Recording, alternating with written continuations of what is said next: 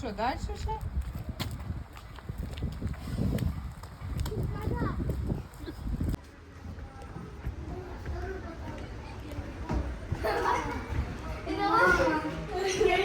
Ой-ой. Я иду в самый верх. Ну, пошли. Какой-то дедушка сверху. Петь, посмотри на крышу. Там стол. Это мне. Это что такое? Это мумия. Это туалет.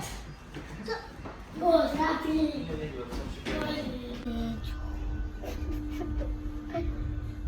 Не фотка. Матку Аля, еще раз едем. Ага, еще раз поднимаемся. Мам, не фоткай Петю. Я тебе не фоткаю. Опять мы едем наверх. Что ж такое-то? Ну что, здесь будем ехать тут всегда? Ну, всегда. Видно целое море. Тут все. Нет. А тут маленький городочек. Тут это маленький городочек. Целый, почти тут город видно отсюда. Даже ветраки. А вот там ехали. Да, опять? Мы там ехали. Да. Ой! Ой-ой-ой! Мне не нравится этот дух опять. Мне тоже не нравится этот дух. Ой-ой, что такое? Это что за... Что на тебя дует? Это на тебя подуло опять? На меня да. На меня да тоже. Что такое? Маркушек, сиди гарненько.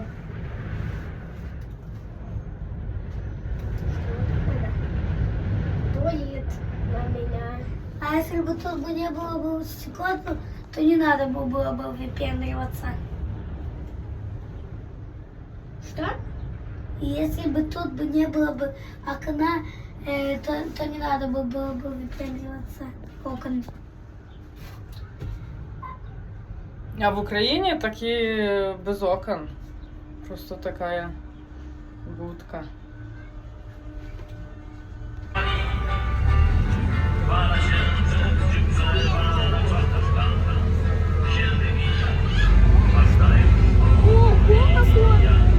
Ого, набираем скорость. Петрик.